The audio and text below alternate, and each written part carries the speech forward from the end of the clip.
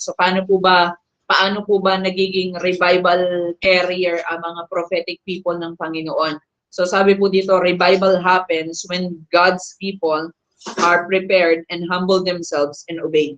So sinasabi po ng Panginoon na ang revival daw po ay nagaganap when God's people are prepared, humble, and obedient. Ano po? So tatlong bagay, prepared, humbled, and obedient. So hindi po pwede na tayo humbled lang, pero hindi rin po pwede na tayo ay obedient lang, pero hindi naman tayo prepared. Kasi alam niyo po, in our generation today, masabi lang na may revival. Masabi sila po ay carrier ng revival. Alam niyo po yun? Masabi lang na sila ay tagapagdala ng revival. But you know what, people of God, many are obedient to the Lord but they are not prepared. Marami naman pong sumusunod. Ang dami nga po na nag-street preaching pero hindi naman po sila prepared. Ang dami nga po na nag-evangelize but they are not prepared. Ang dami nga po nagtuturo but they are not prepared. Ang dami nga po nagti-theological school. Di ba? Ang sasabihin ng marami, magti-theology school ako kasi gusto ko magpastor. Alam nyo, masasabi ko lang sa inyo, kung gusto nyo magpastor, huwag nyo pag-aralan ang theology, ang pag-aralan ninyo administration.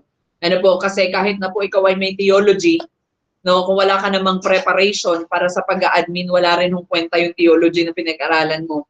No, kasi wala hong naging pastor na theology lang ho ang dala. Ano po, yung mga pastor na theology lang ang dala, ayun, bumagsak na. Ano po, pero yung mga pastor na ang dala nila ay administration, dinagdagan nila ng theology, they are successful today in their ministry work. Because they are not just humble, they are not just obedient, but they are also prepared. Ano, importante po yung tatlong yun sa ating pong prophetic journey. Kailangan po prepared ka. Hindi pwedeng, the Lord says to me, may nakikita ako, pero ang tanong, naiintindihan mo ba talaga or naririnig mo po ba talaga ang Panginoon sa iyong buhay? Ano po, hindi po pwede na porket nakakakita ka spiritually ay ikaw po ay masabi ng prophetic people. Ano po, marami pong nakakakita, ano po, maraming nakakakita because they have a humble heart. But because they are not obedient and they are not prepared, wala rin po silang nagagawang impact doon sa body of Christ. Nagigets po natin? That's why people of God as a prophetic people na ini-assign ng Panginoon in our times, in our generation today, nais ko pong sabihin sa inyo na mas maganda po maging prepared po kayo. Kaya alam nyo kung may pagkakataong ganito na tayo ay nakakapag-aral ng regarding sa prophetic, ang tawag dito ay preparation or prophetic preparation. Ano po? Because we need preparations when we are a prophetic. Kasi sabi ko nga sa panahon ngayon, ang dami-dami po ng ang dami-dami ng so-called prophetic pero wala naman po silang totoong naiintindihan. Ano po, masabi lang na nakakita ng ganito, nakakita ng ganyan, pero pag tinanong mo para saan yan, hindi nila alam. Kasi bakit? They are not prepared. Ano po, para silang ipinasok sa Jollibee pero walang OJT, walang training. Para silang pumasok ng hotel pero bahala ka na sa buhay mo kung anong gagawin mo. Ano, para silang pumasok ng nurse na hindi man lang sila marunong hindi man lang sila marunong mag-BP, hindi man lang marunong tumingin ng oxygen level ng katawan ng isang tao or yung tinatawag natin hindi marunong gumamit ng oximeter. Ano po, sila ay pumasok ng pagbabarista pero hindi nila ma-operate yung Kratko, hindi nila ma-operate yung coffee maker or yung coffee grinder. Di ba?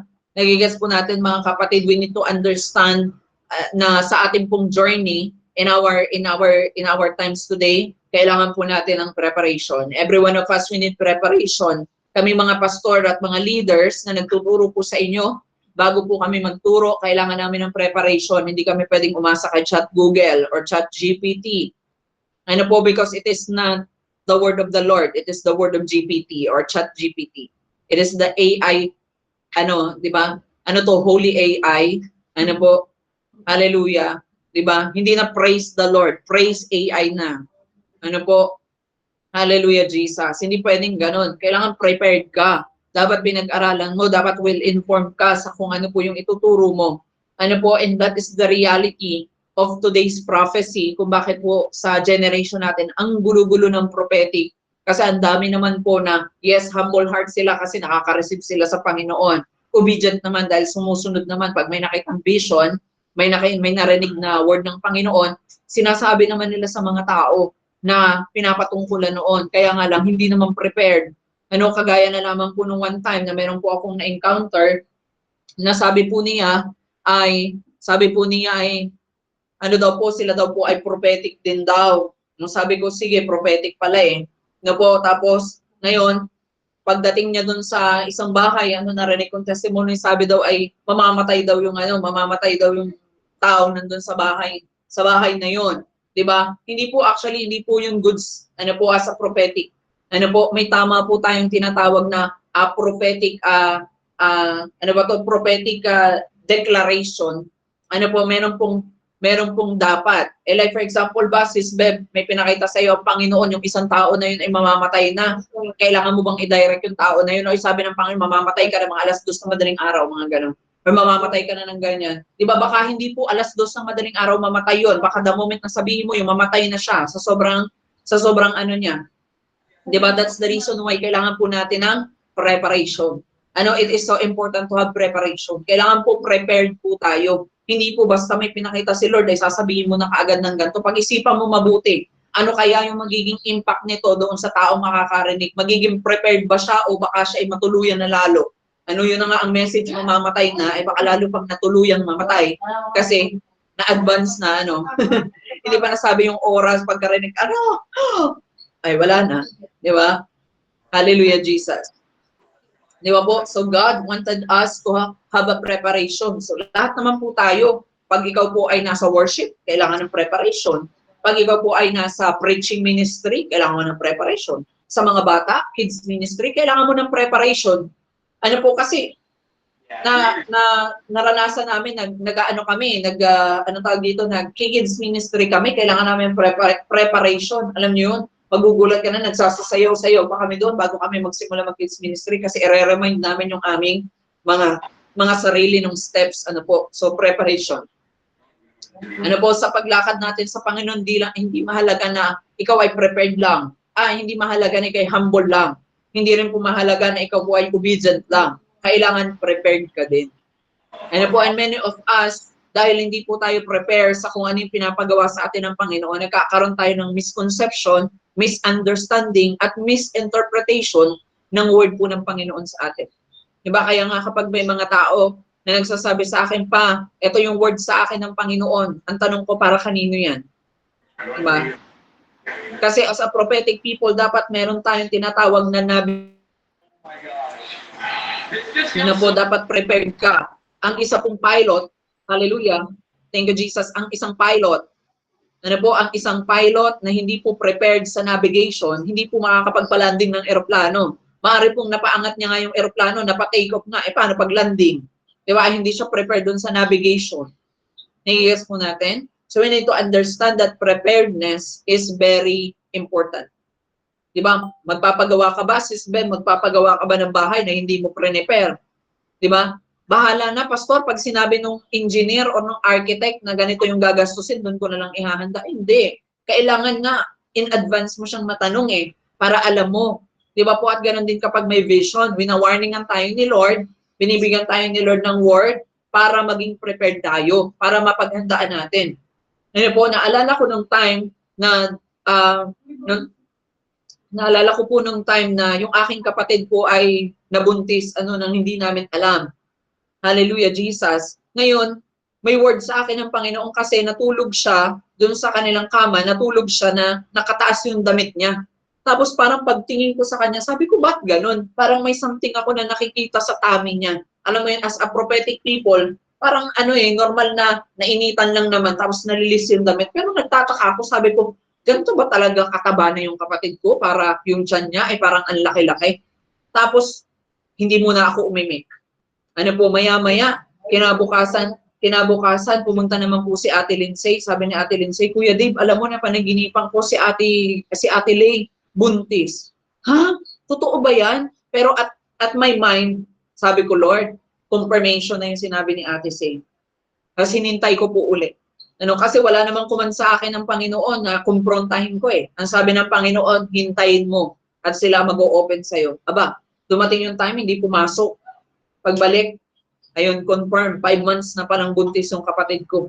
Di ba, hindi lang namin nakahalata kasi syempre, alas 5 ng umaga, umaalis na yun ng bahay. Uuwi sila, gabi na uli. Halos patulog na kami or may ginagawa ako. So, hindi ko siya napapansin na ang laki na pala ng tiyan niya. Imagine nyo, 5 months. Hallelujah. So, God wants us to understand that preparedness is kailangan or it is important. Nagigets po natin? Preparation or preparedness is very important. Hallelujah. So number one thing that I can share with you today, lack of surrender. Ano po? Isa po sa mga problem ng mga prophetic people today is lacking of surrender. Dahil hindi po sila surrender sa Panginoon, nagkakaroon po sila ng tinatawag na misinterpretation. Hallelujah. So sabi po dito, surrender your mind, heart, and body. At alam niyo po ba, kapag ang isang prophetic people, hindi po surrendered ang kanyang mind, ay mahirap. Alam niyo kung bakit? Binigyan na yan ng word ng Panginoon, pero hindi niya pa maintindihan kasi yung mind niya ay hindi fully surrendered kay Lord. Kapag ang isang prophetic people po ay doubted ang kanyang isipan or doubted ang kanyang mind or wala pong clarity ang kanyang mind, mahihirapan po siyang mag-adjust sa prophecy. Kasi yung mga prophecy, aakalain niyang hindi galing kay Lord. Diba? Kaya nga po, gusto kong i-break sa inyo yung word na, nanggaling kaya ito kay Lord? Si Lord kaya yung nag-speak sa akin. Diba? Kasi, ang aking pinapaniwalaan, kapag kilala mo ang Panginoon, sabi ng Bible, my sheep knows my sheep knows my voice. Ano po? And I know them, and they follow. Nagigas mo natin, kilala nila ang boses ko, kilala ko sila, at sumusunod sila sa akin. So, ibig sabihin, kung wala po tayong clarity kung sino nag-i-speak sa atin, kawawa ho tayo. Doon talaga tayo pwedeng linlangin ng kaaway kasi ignorante. Kasi ignorant. Ano po, wala pong right preparation. Diba? Imagine nyo po maraming mga tao, sasabihin nila prophetic sila kasi biglang nanaginip sila ng ganito or ganyan. Pero hindi naman sila na-prepare. Alam nyo ho ba, hindi naman naging magaling si Elisha nang wala pong preparation na nanggaling kay Elijah. Diba? Bakit niya pa tinurong tagapagturo or master si Elijah si Elijah kung hindi naman po niya tinuruan, di ba? Kung hindi niya tinuruan si Elisha. So God wanted us to understand, to surrender our mind. Sabi dito, yung ating heart. Kailangan po surrender ang ating puso pagdating po sa Panginoon. Kapag ang puso po natin ay bitter, malamang lahat ng interpretation mo bitter. Ano po? Mas matindi ka pa sa bitter melon. Mas matindi ka pa sa ampalaya. Nagigets po natin? Ang pait mo. Di ba? Naalala ko dati, because ang aking naging leader dati ay napaka-bitter, alam niyo ho yun, lahat na lang ho ng interpretation. Di ba? May halong bitterness. Kaya sabi ko, ganito ba talaga? Ito ba talaga yung tamang interpretation? Di ba? At ang malupit pa noon, may mga pagkakataon na yung mga tao, lalo na po yung mga so-called prophetic, tapos panay negative yung nakikita or panay judgment ang nakikita. Naku, nakakatakot po yan. Di ba?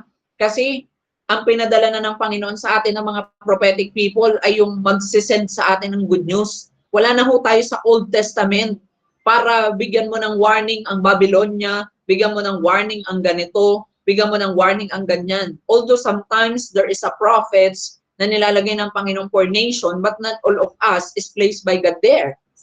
Ako naman po ay prophetic people, pero hindi po ibig sabihin na prophetic ako ay kaya ko nang sakupin ang lahat. Sabi ko nga sa inyo, may kanya-kanya tayong level of domain. Ano po? Kung ako po ay binigyan ng Panginoon ng prophetic anointing, at ako po ay katulad ni Sis Bev, kami ay naglilid ng isang church or ng isang ministry, ibig sabihin yung prophetic capacity namin ay panghanggang dun sa api na lilid ng Panginoon sa amin. Nagigets po ninyo? Parang kanina, umattend po ako ng worship devotions nila. So ako po ay nagturo sa kanila sa kanilang worship devotions bago sila mag-practice ng kanilang worship para bukas sa service. Ano po? meron po kaming bagong kasama, hallelujah, si Kuya Rich, ano po, na pag-enter pa lang niya, I saw something in that man. At ang sabi nga ni Kuya Justin kanina, na ang sabi daw ay bakit ganun yung pastor ninyo? Kasi paano niyo ito nalaman or paano niya alam tong bagay na to? 'Di ba? So that is the that is the mind of these people na nagtataka sila. 'Di ba po? Kapag alam mo, kapag surrendered yung mind, surrendered yung heart mo, ganun din yung body mo, surrendered ka, ano po, ay gumagana po ng maayos yung prophecy. Ano po, hindi na natin kailangan na masyado nating gawing crucial. Yung iba masabi lamang po na sila'y prophetic, napakagrabe po nung ano, kulang na lang i-bending nila yung kanilang sarili para lamang po i-turn, di ba? Hallelujah. Kung ano po yung sasabihin nila, hirap na hirap silang i-interpret. Bakit? Maari pong ang ginawa ng Panginoon, sometimes ganito ho yan. Pag tayo ay mga member, binigyan ho kayo ng Panginoon ng prophetic vision, wag ho tayo magsarili ng ng interpretasyon. Baka mamaya maging bisyo yan. Ano po, lumapit kayo sa leader ninyo kung may hindi kayo naiintindihan sa pinapakita ng Panginoon. Tanungin niyo ho sila, Pastor, Sis Beb, ano ho kaya ang nakikita niyo dito sa prophetic na ito or sa word ng Panginoon sa akin? Hindi yung magagawa-gawa tayo ng sarili nating interpretation. Ano po, alam niyo ho ba kung bakit hindi lahat ng vision na pinapakita sa atin ng Panginoon ay merong interpretation? Because kailangan natin ng humbleness. Kailangan natin mag-subject to our authority. Eh marami po na porket 'di ba, hindi alam ng leader, ito daw ang sinabi ng Panginoon sa kanya. 'Di ba, naalala ko yung isang case namin sa ministry, nasabi ika ng Panginoon, siya ang mamahalin ko. May dumating na isang nabago, siya na ang mamahalin ko ngayon. At nung umalis yung isang tao na yun, biglang bumalik uli. Yun na daw uling nauna ang mamahalin niya. Abay, sino kayang Lord nito? 'Di ba? Magtataka na lamang tayo, ang Panginoon ay hindi pa bago-bago ng isip, hindi katulad ng tao. 'Di ba po? Nagigets mo natin mga kapatid. Kaya kung sinabi ng Panginoon na yan ang iibigin at mamahalin mo, intayin mo. Hindi porket pinakita sa iyo, irarush mo. Minsan kaya hindi nagaganap yung isang bagay, hindi tayo nagte-take over ng action. Ikalawa, hindi nagaganap ang isang bagay kasi nauna ka pa. Alam mo yun, naging pala desisyon ka na bida-bida ka. 'Di ba? Hindi pa naman yun yung timeline ni Lord, nauna ka na kaagad. Sinasabi pa lang ng Panginoon, Beverly, bibigyan kita ng sarili mong mansyon sa Pilipinas. Ngayon, nung malaman mo yung prophetic, bibigyan ka ng mansyon sa Pilipinas, hindi ka muna hindi mo ipinanalangin mabuti kung kailan, saan, paano ito magaganap. Ano po? Bumili ka na kaagad ng milyon-milyon para lamang bumili ng mansyon. So nagbubiyan sabi na paggawa ng Panginoon. Sabi ko mapuntahan or bago ako magkaroon ng apartment na meron ako ngayon, alam niyo ba na nagtiis po ako ng more than 6 years ng buhay ko. Ano po, more than 6 years. Kasi hindi nga lang 6 years, 10 years pa nga eh. Kasi 2013 or 2012, alam ko nandito na ako sa Manila that time. Ano po, nakikituloy lang ako, nakikisiksik ako doon sa mga kapatid ko kasi parang Lord, parang hindi ko kaya. Pero ngayon, etong month na ito, sabi ko Lord, marami akong gastos, pero ang sabi kasi ng Panginoon, go na. Kaya sabi ko Lord, ikaw na ang bahala. Alam ko na meron kang gagawin at meron kang magagawa. Kung ako nang bahala. So nakikita po natin, matagal na pong pinakita yun sa akin. Alam niyo ba yun? Wala pa ho si Baba. Wala pa ho yung pamangking ko. 3 years old na ho yung pamangking ko. Imagine nyo, ang sabi sa akin ng Panginoon that time, anak, nagjijimit din po akong ganito, napatingin ako dun sa may loob ng bahay namin sa kwarto ng aking kapatid. Sabi kong gano'n, ba't ako napatingin? Pagtingin kong gano'n, may nag-flash sa aking mind na sabi doon is, anak, maging prepared ka kasi hindi habang buhay ay lagi kayong magkakasama. Darating ang panahon na ikaw ay kailangan mag-separate sa kanila dahil meron na silang pamilya. Sabi ko, Lord, ihanda mo ako kung kailan yan darating. Ano po, at dumating na nga po ang pagkakataon na ito na ibinigay ng Panginoon ngayon sa akin. Hallelujah, Jesus. Now you see, people of God, kung paano po nag-ooperate. Diba? Alam niyo po ba na lahat ng nagaganap sa WTJR, ito po ay prophetic word na nanggaling sa aking spiritual father. Dati hindi ko naiintindihan ng aking spiritual father. Lagi niya lang sinasabi sa amin noon ni Ate Lindsay kasi laging kami yung present that time. Lagi niya sinasabi sa amin, guys, makinig kayong mabuti. Huwag niyong hayaan na hindi niyo matutunan ng mga tinuturo ko. Ano, kasi darating ang panahon, hindi tayo lagi magkakasama. Maghihiwa-hiwalay tayo. Alam niyo ngayon na intindihan ko, hindi pala paghihiwalayin na negative, kundi ihihiwa-hiwalayin kami ng Panginoon kasi merong dadalhin sa kanilang lugar. Di ba po? Ngayon si Ate Lindsay dinala sa kanyang pamilya, ako dinala ng Panginoon dito sa Manila para sa paglilingkod sa Panginoon, para sa mga misyon. Yung iba sa amin ay dinala ng Panginoon sa Quezon City, merong nasa Novaliches, may nasa Cagayan, may nasa Bacoor, may nasa Naik. Ano po?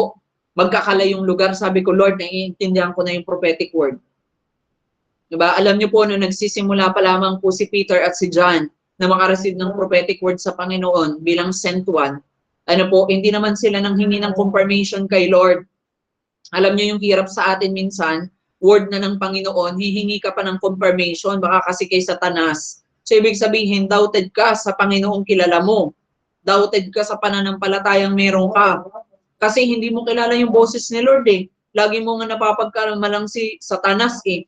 Lagi mo napapagkamalang si Lucifer. Baka mamaya diablo ito, baka mamaya demonyo ito, baka mamaya divination ito, baka mamaya witchcraft ito. Kasi ibig sabihin, hindi mo kilala yung Panginoon na pinaglilingkuran mo. Di ba? At yun yung pinagkaiba natin. Kasi yung Panginoong pinaglilingkuran ko ay kilala ko. Ano kaya kapag sinabi ng Panginoon, gawin mo to, kasi nakita ko yun dun sa Book of Acts eh. Nung sinabi ng Panginoon kay Peter at kay John, nakikita niyo yung mga yung parang tuwalya or parang telang puti na bumaba sa langit at nandun yung mga pwede at hindi pwedeng kainin na mga pagkain or mga hayop. Sabi doon, pumili kayo ng kahit ano't kainin nyo. Sabi nila, hindi po kami kumakain ng inyong pinagbabawal ng kautusan. At makatatlong beses ito na inulit ng Panginoon bago ulit nilulun yung tela pataas ng langit. Ngayon, hindi nila alam at the other side of the story, si Evangelist Philip po ay nag-arise. Ano po, from magluluto, siya po ay tumayo sa isang bato at nag-preach po siya sa napakaraming mga taong nandoon because kinukonvict siya ng Panginoon na magturo or mag-preach. At lahat po, yung buong lugar na yon ay nabago or na-transform. At nagpabaptize po sila kay Evangelist Philip. At nung time na pumunta doon si Peter at si John, nakita nila na halos lahat ng mga nagpabaptize po ay mga Gentile, hindi po Jew. Kaya doon naintindihan ni Peter at ni John, na sabi niya, Panginoon, ito pala ang inyong sinasabi sa amin. Diba? Na huwag kaming masyadong close-minded. Ito pala yung sinasabi mo sa amin, Jew or Gentile, huwag naming hahayaan na hindi namin sila mapakain. Kung sino ang pinadala mo sa amin. Nagigets po ninyo? Kaya nga po isang mensahe po ni John na lagi ko pong sinasabi sa inyo ay yung word na sinabi niya, the Father will send who is for you. Don't reject them. Ano po? Nasabi doon, the Father will send who is for you. Dadalhin po ng Panginoon kung sino ang para sa iyo, huwag mo silang i-reject. Kasi yun yun. Diba? Kasi based on the law, kung law po ang titingnan nila, nilabag po nila ang kasunduan. Kasi ang sabi doon ay Israelita lamang at hindi mga Gentile. Pero ang command ng Panginoon sa kanila, mapa-Jew o mapa-Gentile, even tayo mga kapatid, hindi nyo hubala na hindi naman tayo mga Jew, tayo po ay mga Gentiles, tayo po ay mga hintil, tayo po ay nabibiling sa lipi ng mga hintil o ng mga makasalanan. Pero tayo po'y pinili rin ng Panginoon katulad ng mga Jew. At doon naintindihan ni John yung prophetic word na yon at ni Peter. Kaya sabi nila, sige Evangelist Philip, dahil sila ay binautismuhan mo na sa tubig, sila na may aming babautismuhan sa espiritu at katotohanan. Ano po? Kaya po dalawa po ang pinaka-importante. Hindi lang po basta tayo po ay kailangan baptize ng water, kailangan baptize din po tayo ng spirit and truth. Yun po yung tinatawag na fire of the Holy Spirit or fire of the Holy Ghost. That is the two baptism. The baptism of the water is the cleansing. the baptism of the fire, it is the refining. Ano po, ang sino man pong nilinis lang pero hindi ni-refine, madumi pa rin. Ang sino mang ang anumang bagay na nalinis at hindi na sanitize, marumi pa rin. Kaya po importante yung dalawang yun.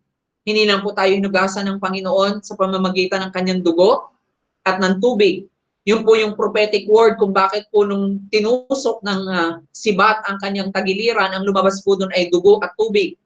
Di ba yun yung sinasabi doon? Naalala ko dati kasi nung ako po hindi pa Kristyano, nagbabasa ako ng Pasyon, sabi doon, kaya yung dugo at tubig na lumabas sa kanyang tagiliran, yung pala yung prophetic word na sabi doon. Ano po yung dugo? Di ba ang naglinis at ang tubig ang naghugas. Di ba? At ang apoy na nanggagaling sa Panginoon, ang siya pong naging naging tagapag-refine. Okay? Are you guys with me? A lukewarm Christian is a Christian who never hear His word.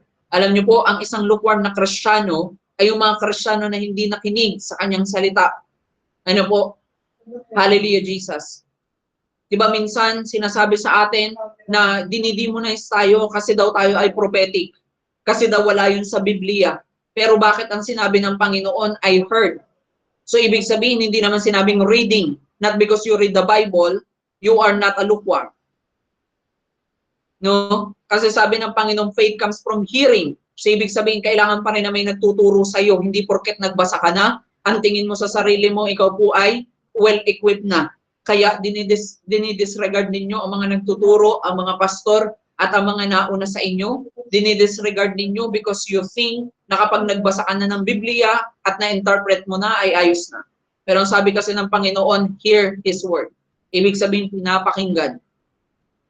Nagigas po natin? So kailangan ay meron po nagtuturo sa atin at meron nagpo-correct sa atin. Kaya pagdating sa prophetic, ganun din po. Hindi po sariling vision lamang. Kasi magiging bisyo ka. Magiging divination ka na. Ano po? Kailangan lumapit kayo sa mga leader ninyo kung ano po ang nakikita ninyo. When God shows you vision, and then lumapit ka sa leader mo, lalo na po sa mga bagay na hindi mo naintindihan. Pero kung equip ka na doon, yun. Diba? Like for example, katulad na lagi kong tinuturo dati kila Ate Lindsay, na pagdating sa pag-i-interpret ng vision, importante yung tinatawag na characteristic ng bawat nakikita mo. Diba? Halimbawa po, yung iba, nakakita lamang po ng ahas sa panaginip, ang sasabihin na kagad, demonic yan, kasi nakakita ka ng ahas sa panaginip, hindi ho, tama yun. Ako na ho nagsasabi sa inyo, because the Bible clearly says in us, be like a serpent, as wise as a serpent. Be wise like a serpent. Ano ho ba yung serpent? E di ho ba venomous snake? At sinabi din doon that the enemy is like a serpent or is like a snake and scorpion. So ibig sabihin, pareho sila ng species, pareho sila ng ahas. Kasi ibig sabihin, pag nakakita tayo sa panaginip ng ahas, ay automatic demonyo na kaagad, automatic demonic na. Hindi. Tingnan nyo yung characteristic ng ahas sa panaginip. Para mas makuha ninyo kung ano ang tamang interpretation. May nakita lamang na leon.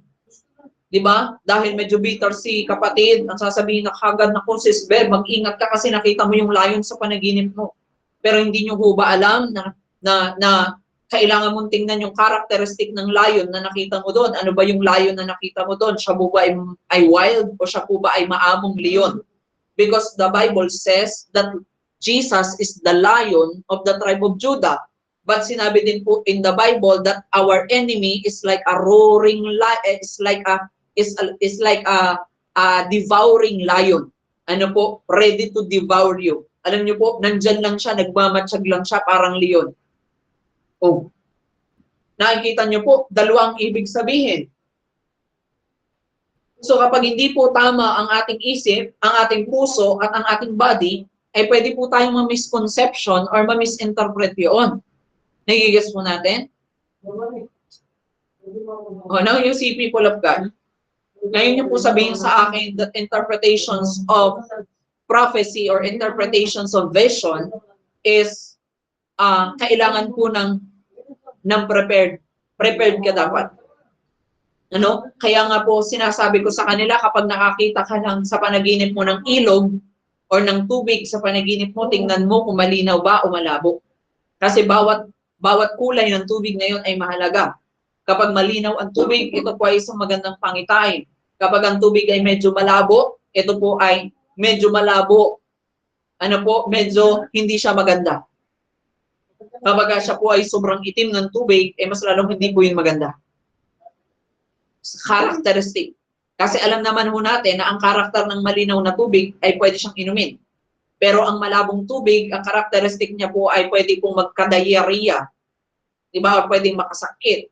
Pero ang maitim na tubig, siya po ay hindi kailanman pwedeng gamitin kahit panligo man o kahit pangluto man. Are you with me, people of God? Are you guys learning tonight? Lagi po natin titingnan yung ating mga action. Ano po, let us change our action, change our mindset, and change the works, and change works for Jesus. Ano po, lagi po natin tingnan kung ano po ba ang mga dapat pong mabago doon sa ating pong pag-walk sa Panginoon. Diba, fully surrendered people or person is the one who give control to Jesus. Ano po? At ito raw po ang dalawang klase ng Kristiyano. The unsurrendered Christian, sila po yung knowledgeable in mind, but they never do the will and the action of God. Pero yung isa ay surrendered Christian at fully surrendered ang buhay niya sa Panginoon. Katulad ng sinabi ng Romans 12:1 at saka Romans 12:2. Ano po? Hallelujah, Jesus. So nakikita natin, relying in the Holy Spirit, not onto ourselves. Kailangan po tayo po ay marunong mag-rely sa banal na Espiritu, hindi lamang po sa ating sarili lamang. Ano po?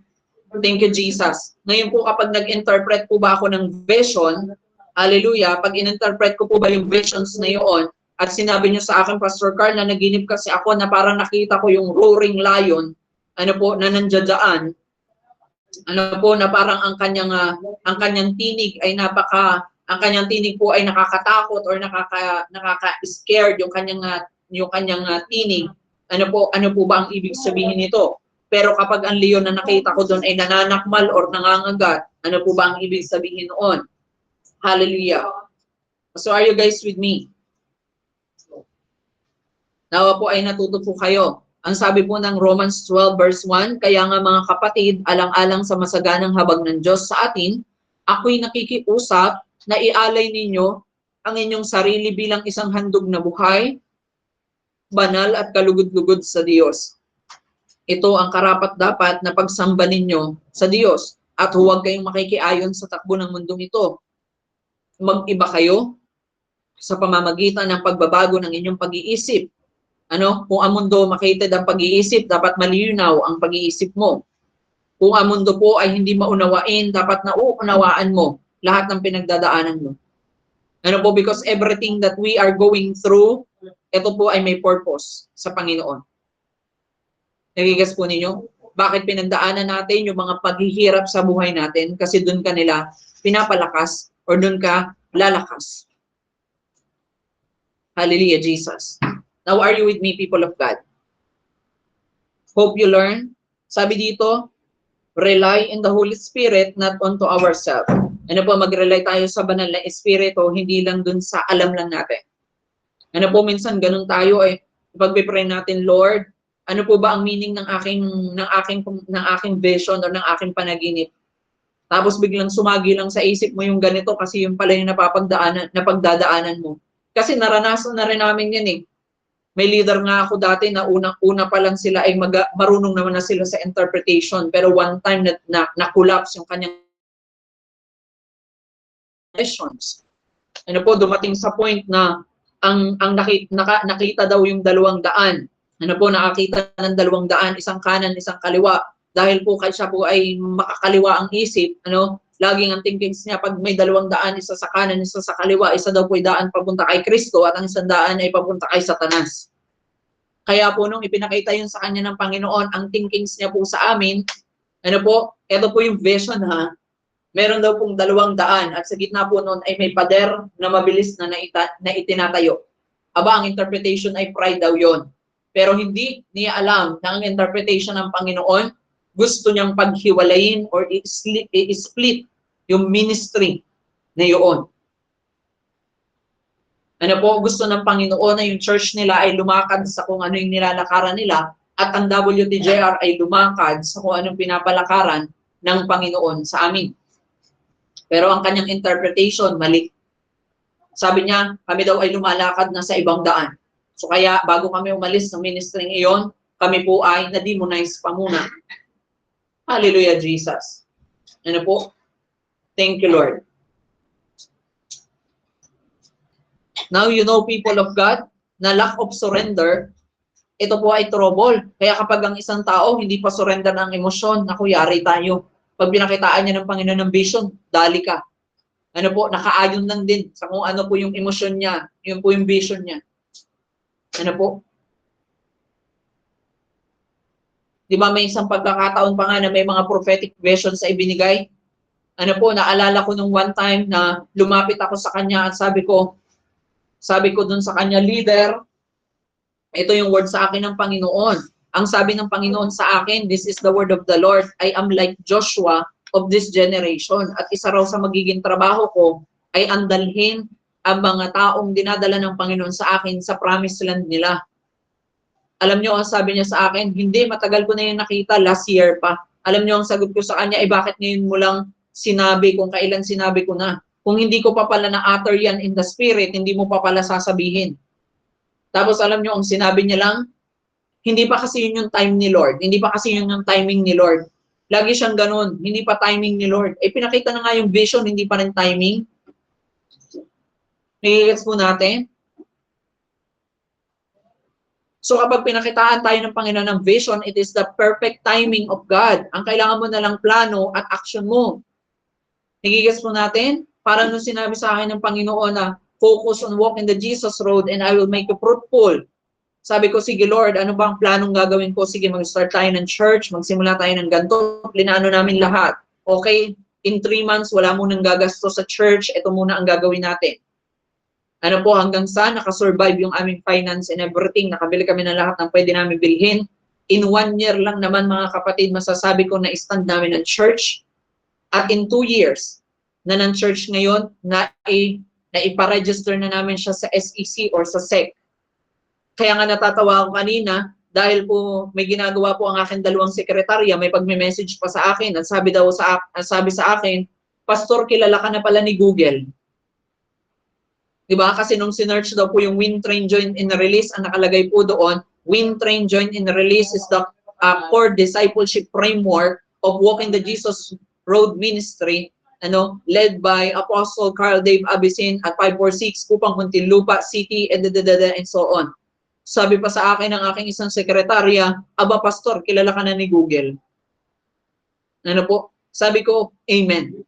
Kasi na-register na tayo sa SEC, kaya po ang ating details ay inilalagay din po nila sa internet na tayo po ay searchable. Kasi kung hindi ka searchable, meaning to say, ikay illegal. Nagigas po ninyo? If you are not searchable, ibig sabihin illegal ka. Nagigas po natin? Pansinin niyo po ang building, pagka po may bigla na lang lumitaw na building dyan, tapos hindi makita sa mapa, ibig sabihin po illegal ang building na yon kasi itinayo siya ng walang permit.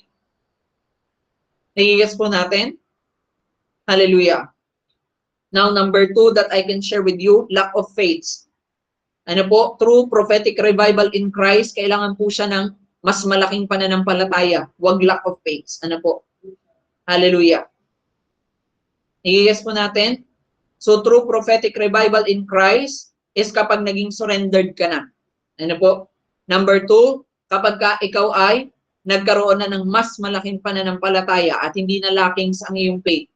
Many has lack of faith, for they want to listen, remove everything, your title, your position in the church, but you need to be submitted to all leaders Jesus has been placed to you. So, ibig sabihin, ang Panginoon din po ang maglalagay ng ating mga leader. Kaya kapatid, yun nga yung lagi kong sinasabi sa aking mga leader, mga kapatid, mga nanay, mga leader. Sabi ko sa kanila, kayo po ay mas matatanda sa akin, pero ako po ang nilagay ng Panginoon na tagapagturo, kaya wag niyo mo akong turuan. Wag niyo mo akong turuan. Kasi ako po ang nilagay ng Panginoon. Kasi kung siguro ikaw ay mas capable kaysa sa akin, ikaw ang nagtuturo sa akin at ako ang nakikinig sa iyo. Pero for now, kailangan nating lakaran yung pananampalatayang ibinigay sa atin ng Panginoon. I am the one who teach and you are the one who listen. Ano po? Pero may mga pagkakataon din po that I am learning to all the people of the Lord in my life. Kasi alam niyo po, kahit sa pinakamahinang tao sa GMIT na ito, ay pwede kayong matuto. You can learn from them. That's why we need to be submitted. Ano po, ang totoong pananampalataya, ang sabi dito, ito po ay nakukuha sa pakikinig at pakikinig. Ano po, kaya importante mga kapatid na tayo po ay nakikinig. Ano po, hindi lang tayo basta turo ng turo. Kasi minsan, tayo ay turo ng turo, kaya tayo nanununo. Kasi, turo lang tayo ng turo, pero hindi naman tayo nagpapaturo.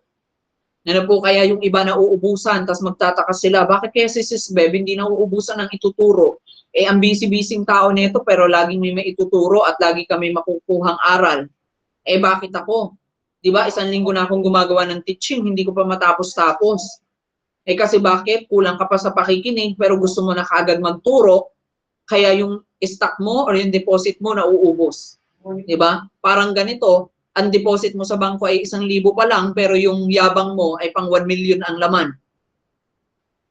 Nai-guess mo natin? 1,000 pa lang ang laman ng bangko, ang yabang ay pang 1 million ang laman. Ano po, talaga naman nakikipagsabayan. Bumili ng Hermes, bumili ng Louis Vuitton, ay talaga namang yumabang din. Ayun. Punay credit card naman. So, ibig sabihin, utang din. Credit nga ni. Di ba, pinaganda lang. Di ba? Eh, sa Tagalog nun, utang card. Pinaganda lang para social. Kaya alam niyo po, the more na mas mayaman ng tao, the more na mas maraming utang. Because gumagamit sila ng utang card, habang yung mga natural people, gumagamit sila ng savings card. Hallelujah, Jesus. So sabi po ng Hebrews chapter 11 verse 6, sabi po dito, kung hindi tayo sumasampalataya sa Diyos, hindi natin siya mabibigyang kaluguran. Sapagkat ang sino mang lumalapit sa Diyos ay dapat sumasampalatayang may Diyos na nagbibigay ng gantimpala sa mga nananalig sa Kanya. Ano, kaya nga po, gusto kong sabihin sa inyo, i-break na natin yung mindset ng maraming prophetic people na kailangan daw ay nahihirapan ka. Kasi pag nahihirapan ka, sumusunod ka daw kay Lord. Ano po, at sabi, mag-ingat ka kapag pinagpapala ka kasi daw po, baka daw po galing na kay Satanas ang pagpapala. Alam nyo kahit kailan, wala pong nasulat sa Bible na ang demonyo ay nagpala. Sinabi po ng John 10:10, the work of the enemy is to steal, magnakaw. Diba? Kasi kung meron ang demonyong pagpapala, bakit kailangan niyang magnakaw? Ibig sabihin, wala siya. Ano po? Ikaw ba, Sis Bev, maiisip mo bang magnakaw ng rep sa kapitbahay niyo kung may rep ka? Malamang hindi, dagdag bayarin yun eh. Diba? Pero kung wala kayong rep, maiisip mo na kunin na lang yung rep nila. Kasi wala ka nun. So, ganun din po yun. Kapag ka sa spiritual nating buhay, kung tayo po ay binigyan ng Panginoon, eh, hindi natin kailangang nakawin yun. Binigyan ka ng pagmamahal, kaya mong ibigay yun kasi meron ka. Binigyan ka ng kagalingan, kaya mong i-share yun kasi meron ka. Kung ikaw ay dineliver na ni Lord, eh kaya mong ibigay sa iba. Ano po? Hallelujah. Totoo yan. Walang blessing na galing sa demonyo. Tandaan niyo po yan. Demons cannot bless you. He is not a creator. He is just a destructor. At sabi dyan, demons or the Satan is the father of lies. Ano po? Kailan pa naging totoo yung demonyo? Eh, sinungaling nga siya eh. Diba? Kaya po every time na sinasabi ng demonyo sa inyo mahina ka, baliktad yun. Hindi ka mahina. Sinungaling kasi siya. Diba? Alam ng demonyong malakas ka. Kaya ipinapamukha sa iyo, ano ba yan, Beverly? Mahina ka. Hindi mo yan kaya. Diba? Kasi alam niyang malakas ka, kaya ipapamukha sa iyo na hindi ka malakas, na ikaw ay mahina, na ikaw ay loser. Ano po? Kaya nga po nung time, alam niyo po, may mga times na dumating sa buhay ko na sinabihan ako ng isang tao, sabi niya, you are not mine to lead. Alam niyo po, lumuhod ako sa Panginoon at ang sabi ko, Panginoon, ikaw nang bahala sa taong yan. Pero hindi ko tinatanggap kung anong sinabi niya. Kasi sinungaling siya. Ano? Sabi ko, sinungaling siya, Panginoon. Kasi ang sabi mo, I can do all things through Christ who strengthens me. at ako'y pinapalakas mo at malakas ako. Oo, kung titingnan ko ang aking sarili, hindi ko kayang mag-lead. Pero kapag tiningnan ko ay kapag ang tiningnan ko ay ang kakayanan mo sa buhay ko ay kayang-kaya ko yan. Ano po? Kaya mga kapatid, sa ating pong pananampalataya, don't serve two master. Ano po? Kailangan po matuto tayo na mag-serve sa isang master lamang. Mag-serve tayo sa isang master lang natin. Di ba? Huwag sa dalawang master. Ano po? Alam nyo, minsan hindi nga natin minamaster yung pera natin kasi wala naman tayong pera. Pero minamaster mo naman yung yabang. Di ba? Pagdating sa yabang ay master na master mo yan. Di ba? Bumili ng TV yung kapitbahay, umutang ka rin ng TV. Bumili sila ng rep, umutang ka rin ng rep. Bumili sila ng aircon, umutang ka ng aircon. Kaya pati kuryente nyo, utang na rin. Pati tubig nyo, utang na rin. And everything na sa bahay ninyo, utang na din. Dahil sa yabang. Nagigets po natin? At lagi nating makikita, ano po, na huwag tayong mag-serve sa dalawang master na yan. Ano po, pagsilbihan natin ay ang Panginoon. Maring minsan makikita natin sa mata ng mga tao, mukha tayong talunan.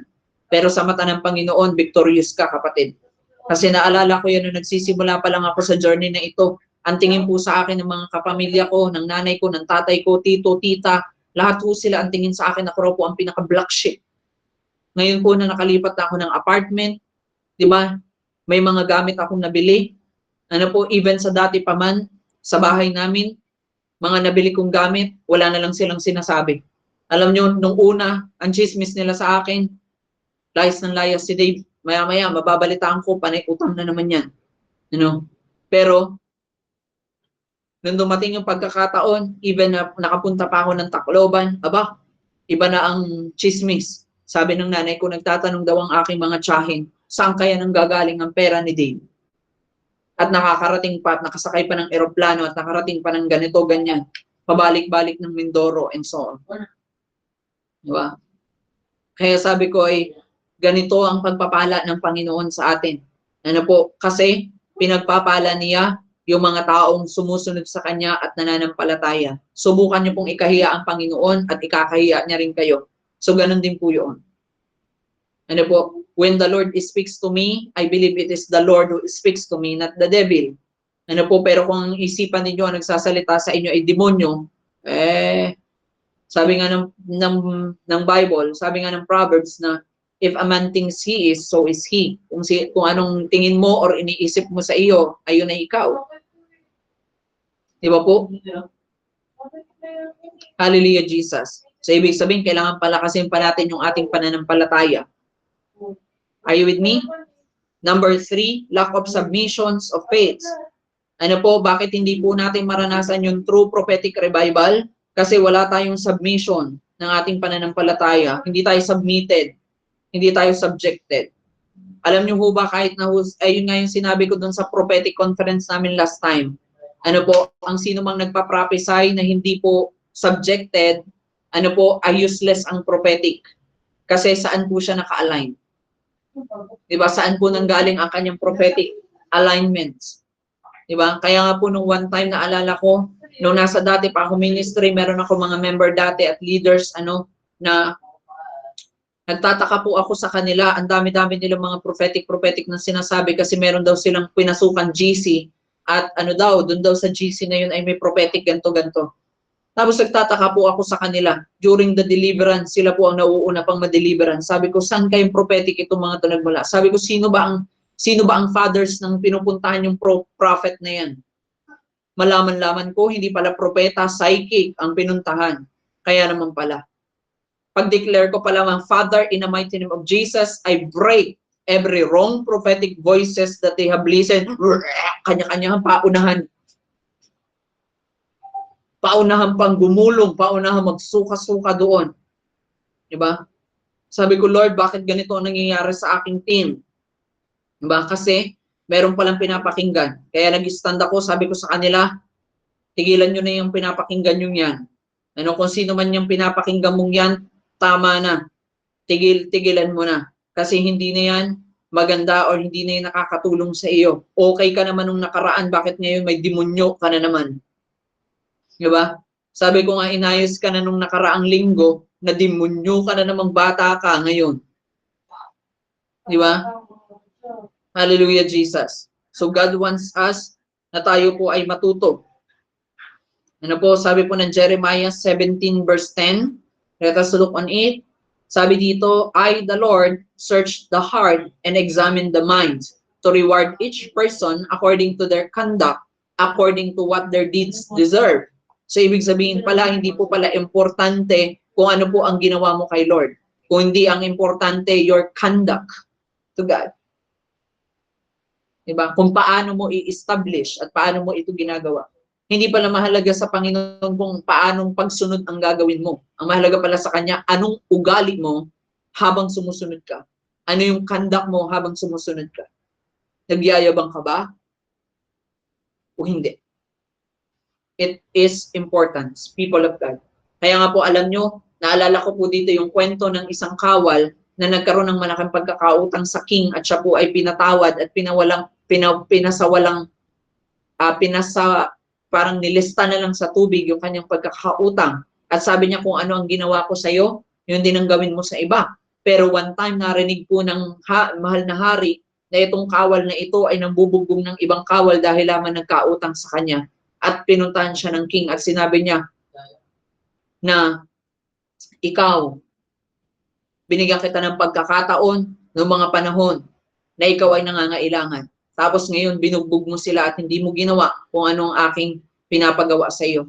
Hindi naman mahalaga sa akin kung anong pagsunod mo, kundi yung conduct mo habang sumusunod ka.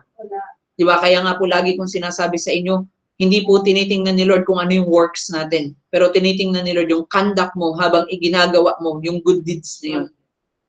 Hallelujah, Jesus. Diba? Job chapter 22, Job chapter 22 verse 21, ano po ang sinabi ng Panginoon? Submit to God and be at peace with Him. Diba? Kung totoong sinabit mo na yun sa Panginoon, hindi mo na yan pag-iisipin pa. Kasi ang totoong submission, ibig sabihin, ay ipinapaubaya.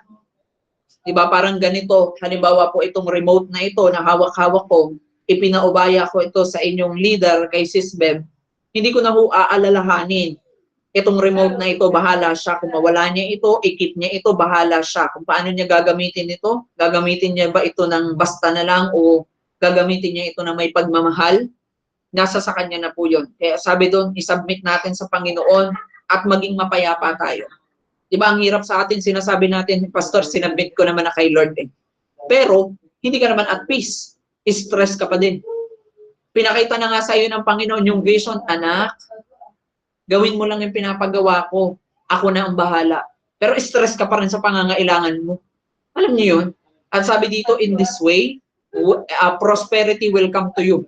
Alam niyo po yun, yung pagpapala, yung prosperity, yung kasaganaan daw po ay lalapit sa inyo.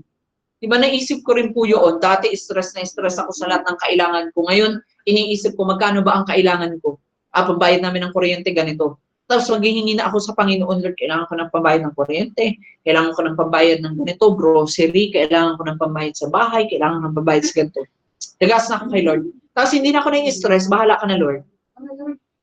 Di ba? Kasi sabi doon, prosperity will come unto you. Ano po yung prosperity na lamang po ang lalapit sa inyo. Pansinin niyo po. Hallelujah. Kaya nga po ang mga lingkod ng Panginoon bumabata. Di ba? Kasi bakit? Nandoon yung kapayapaan nila, hindi sila stress. Sila ay may kapayapaan. Di ba? Pero yung mga wala pong Panginoon, bumata rin naman sila. Hindi na rin sila tumanda sa sobrang stress. Alam niyo kung bakit? Nategi. Nategi na. O paano pa tatanda yun? Bumata rin naman, pero nategi nga lang. Di ba? Sa sobrang stress. Nagigets po ninyo? Kaya pag ikaw ay lingkod ng Panginoon, bumabata ka, pero humahaba ang buhay mo. Pero kapag wala kang Panginoon, bumata ka, pero wala nang karugtong yung buhay mo. So, sobrang stress. Hallelujah. Po, let's open our Bible in Romans chapter 7, verse 4. Saan yun? Roma. Diba? Romans chapter 7, verse 4. Hallelujah. Sabi po dito, so my brothers and sister, you also died to the law through the body of Christ, that you might belong to another, to him who was raised from the dead, in order that we might bear fruit from God. Imagine nyo, ang sabi po dito, mga kapatid, mga kuya at mga sisters, sabi dito, namatay na rin kayo sa law. So, ibig sabihin, hindi na tayo nasasakop nung law ng Old Testament. Ano po? Kasi merong law na ibinigay sa atin. Kaya nga may new covenant. May old covenant at may new covenant. Sabi sa old covenant, kailangan mong i-memorize yung 10. Pero ang sabi ng new covenant ng Panginoon, 2 na lang. Kasi pag nagawa mo yung 2, na-fulfill mo rin yung 10. Tama ho ba? Diba? Kaya nga sabi ng Panginoon, hindi na po tinitingnan ng Panginoon ngayon kung ikaw po ba ay nagsusuot, Sis Beb, pag ikaw ba ay nagsisimba, hindi na tinitingnan ng Panginoon na magsusuot ka po ng hanggang para kang naka-gown doon sa church. Ano? 'Di ba? Ang panibagong command ng Panginoon, as long as ikaw po ay nagdadamit ng may modesty, pasok po 'yun sa kingdom ng Panginoon. 'Di ba po? That is an order kasi wala na tayo sa law. 'Di ba? Yung iba kailangan hindi magpagupit ng buhok ang mga babae kapag ikaw ay naging Kristiyano na. Kaya nga minsan, alam niyo po, may nagtatanong sa Pastor Carl, sa inyo po bang church ay nagpapahaba rin po ba ng buhok? Sabi ko, takot gumastos sa pagpapagupit at pagpapasalon? 'Di ba? Mas magastos nga ni sa shampoo 'yon. Sobrang haba, mala Rapunzel yung buhok mo. Wala naman sinabi sa Bible, no? Kasi po yung ginagawa ng church namin dati. Sabi ko, hindi, pagpagupit ka na, hindi ganyan ang aming church. Di ba? Hindi na kami nasasakop ng ganyang law. Old Testament pa yan. Wala naman siya sa 20, wala naman siya sa 2000, wala naman siya sa year 2000 years ago. Nagigis po natin? Thank you, Jesus. Di ba po, bakit po tayo mga Kristiyano, pwede na po natin kainin ang lahat ng bagay na, or lahat ng mga nilinis, o lahat ng ipinanalangin. Bakit po ba kailangan natin ipanalangin ang pagkain? Hindi lang po para ipagpasalamat, kung hindi para ipalinis sa Panginoon. Ano po at sabi dito, in order that we might bear fruit for God. Pansinin niyo po, yung mga nasobrahan sa law. Naging katulad na ng mga Pariseo. So sobrahan na sa law, hindi po sila nagbunga. Ano po, nabansot ang mga punong yon. Hindi na sila nagbunga. Ay sabi naman ng Panginoon, pag ang puno ay hindi na nagbunga, ito po ay pinuputol at sama-sama pong sinusunog. Ano po, kaya kapatid, mas magaling pa po ang nagbubunga. Kaya para sa akin, hindi po sa akin mahalaga kung magaling ka mag-memorize ng Bible verse from Genesis to Revelation. Ang mahalaga po sa akin ay ginagawa mo ang salita ng Panginoon. Kahit na po ang alam mo lang ay kung ikaw naman po ay nakakapag-showcase ng tamang pagmamahal, ay mas magaling ka pa dun sa mga taong ang daming memorize na Word of God, pero hindi naman ginagawa. Diba? Kasi ang sabi ng Panginoon, ng sino mang alam ang tama, ngunit hindi niya ginagawa ang tama, ay sinungaling. O edi ganun din, alam mo nga yung Bible verse na yan, memorize mo nga, hindi mo naman ginagawa. Sinungaling ka, so saan ka pa rin nabibilang? Hindi pa rin sa pinabanal, kundi sa mga makasalanan. Diba? Hallelujah, Jesus. Kaya we need to submit ourselves unto the Lord and unto the people of God. Because the Bible says that we need the blessing of the Lord and we need the blessing of men. Let us open our Bible in Titus chapter 3 verse 1. Titus chapter 3 verse 1. So sabi po dito, remind the people to be subject to rulers and authorities, to be obedient. Alam niyo po, ang totoo palang pagsunod ay hindi po yung ginawa mo lang personal. Ang totoo palang pagsunod ay yung nagsasubject tayo doon sa ruler, authorities na inilagay ng Panginoon sa atin. Kaya alam niyo po mga kapatid, kahit na po ikaw pa ang pinakamagaling mag-pray, mag-devotion, mag-prophesy, mag-deliverance, kung hindi ka po sumusunod at hindi ka nagsasubject sa ruler na ibinigay ni Lord sa iyo, ang tawag sa iyo ay unsubmissive pa din. At hindi pa rin nalulugod ang Panginoon sa ganyang gawain. Kaya nga po lagi kong sinasabi sa bawat na-encounter ko, sino po ba ang spiritual mother at spiritual father ninyo? Because we need that spiritual father. Because Elijah cannot be Elisha without Elijah will never be Elisha. Nagigets po natin? Sabi po dito, kailangan daw po mag-subject sa authorities para maging obedient. So, ibig sabihin, kapag tayo pala sumusunod sa mga leader at mga pastor natin, ano po, specifically ang mga leaders, kapag sumusunod sa inyong mga pastor, ay ikaw raw po ay nagiging obedient or nagiging palasunod. Diba? Kasi kung paano tayo sumunod sa ating mga pastor, ay ganun tayo sumusunod sa ating Panginoon. Diba? Sabi po ng Bible, kapag ipinahiya mo yung mga ambassador na pinadala niya, hindi sila ang pinapahiya mo kung hindi siya. Ganon din pong sabi, pag may tumanggap sa kanila, ang tinatanggap niyo hindi sila, kundi ako na nagsugo sa kanila. Yun ang sabi ng Panginoon. Di ba po? So, ibig sabihin, kapag pala tayo sumusunod sa kanila, ang sinusunod natin ay hindi sila, kundi ang ating amang nasa langit. Ano po, sabi dito, to be ready to do whatever is good. Ano, kailangan daw po lagi tayong handa. Hindi po yung pag may sinabi si pastor ay lagi pong may kontra. Pag may sinabi ang pastor ay lagi pong may rebat, laging may reaction, laging may suggestion, pero hindi naman nakatulong. Sabi po doon, to slander no one, to be peaceable and considerate. Ano po, lagi po nating isaalang-alang yung iba, hindi po yung slanderer. Ano, pag sinabing slanderer, hindi lang ho ito yung mga chismosa, hindi lang ho ito yung naninirang puri. Sila mga slanderer din po, yung mga tao raw po na nire-resist nila yung mga rulers at authorities na ibinigay ng Panginoon. Kaya kapag tayo ay masyado tayong resistible sa ating mga leader, ang sabi ng Bible, resist the devil, not the leader. Ano po? Resist the devil and he will flee. Hindi sinabing resist the leader. Diba? Kahit nga po inaayawan mo na yung leader mo, nilalapitan ka pa rin. Ano? Sabi dito, always peaceable and considerate. Lagi po tayo magkaroon ng konsiderasyon. Ano po, hindi laging ikaw po, no? Masyado ka na magulang. Ano po, lagi ka nang nanggugulang ng iba. Maging considerate ka din. Hindi pa laging sila. Laging siya. Dapat lagi natin ding makita na ano kaya ang ginagawa ko. Considerate. Sabi dito, and always to be gentle toward everyone. Maging gentle daw tayo sa lahat. Ano? Let us be gentle. Diba? Let us be gentle to everyone. Ano po, maging mahinahon tayo sa iba. Ano po, hindi sinabing sigawan mo pag ayaw sumunod. Hindi sinabing sigawan mo pag ayaw niyang mag-pray. Hindi sinabing sigawan mo kapag ayaw niyang mag Sunday service bukas. Sabi doon, be gentle. Maging mahinahon. Okay? Hallelujah, Jesus. Before I end, let us look on Ephesians chapter 5, verse 21 to 22. 21 to 25. Ephesians chapter 5, verse 21 to 25. Submit to one another out of reverence for Christ. So hindi lang pala sa leader, dapat daw po ay sa bawat isa rin. Ano po? As you do to the Lord. Sabi pa dito, wives, submit yourselves to your own husband as you do to the Lord. For the husband is the head of the wife as a Christ is the head of the church. So ganun din.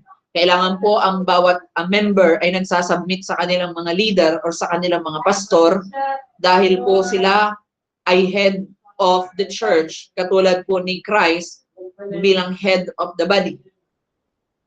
Nagigets po natin? And sinabi doon, now as the church submit to Christ, so also wives should submit to their husband in everything. So ganun din daw dapat po ang ating mga member. Ano po kaya kapatid sa mga members, wag naman nung mas mataas pa ang tingin natin sa ating mga sarili kaysa sa ating mga leader. Ano po, taasan din natin ang ating tingin sa kanila sapagkat sila po ay pinadala ng ating Panginoon. Ano po, learn to see, learn to know everything from the Lord. Hallelujah. So natuto po ba ang bawat isa sa atin? Do you learn, people of God? Hallelujah, Jesus. Now let us pray. Thank you, Jesus. Yes, Heavenly Father, in the mighty name of Jesus, I am praying right now na sa iluhan niyo po na yung banal at makapangyarihan dugo ang aming pong talakayan na ito, Panginoon. Ang prophetic night na ito, Lord God. Nawa po'y naintindihan po nila na ang true revival ay nagbumula sa aming pong pagsasubmit. Nagsisimula po ito, Panginoon, sa aming pong pagpapatindi at pagpapatibay ng aming pong pananampalataya. Ganon din po, Panginoon, ay inilalagay namin ang aming Panginoong sarili, Panginoon, sa iyo as we surrender. The more surrendered we are, the more clearer the prophecy that we can. The more purest we are, the more power we can carry. So, Father, we glorify you, we honor you, we believe you, and we love you. In the mighty name of Jesus, we pray. In the mighty name of Jesus, in Jesus' name, amen and amen. So, praise the Lord and glory to Jesus. Back to you po, Sis Beb. Thank you and shalom.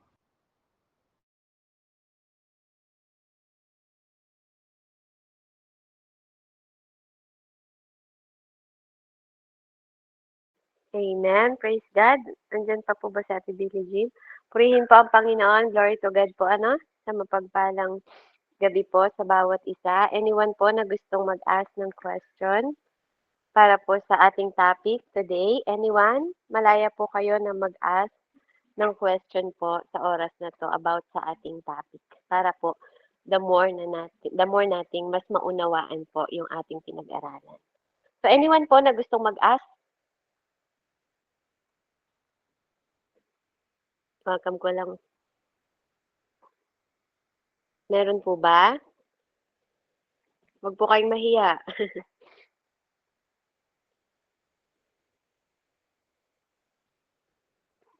Malinaw po? Amen. Salamat po. Napakaganda po ng mensahe sa oras na to. Amen. And I believe bawat isa sa atin po may natutunan tayo at meron tayong nagkakaroon tayo ng foundation po. Kaya nga napakahalaga na nag-aaral po tayo level by level para alam natin kung paano tayo mag-start. Kasi kapag di natin alam ang ground natin, amen, madali tayong masisira, madali tayong mabubuwag, madali tayong mawawasak. Kaya nga everything po is pine-prepare ni God. Sabi nga po, 'di ba sa simula pa lang ng ni pastor, pine-prepare po talaga. Hindi pwedeng prepared ka kaagad. Amen. And the Lord is din naman po, siya din naman po ang magpe-prepare sa bawat isa sa atin. Amen? Siya rin ang magsusugo. Sabi niya nga, siya ang magsusugo ng pastor natin, siya ang magbibigay ng pastor natin na katulad din ng puso na meron siya. Ng mga leaders natin. Amen? At may mga discernment din po na binibigay ang Panginoon, wisdom sa bawat isa sa atin. Amen? So, anyone po na meron kayong mga question, experience po na gusto nyong i-share sa gabing ito para po magkaroon din kayo ng idea kung paano kayo tama. Kumbaga para ma-counsel kayo ng tamang ni Pastor Carl. Anyone po? About submission, about sa tinapik natin. Amen? Malinaw na po ba talaga sa bawat isa? Okay. So, please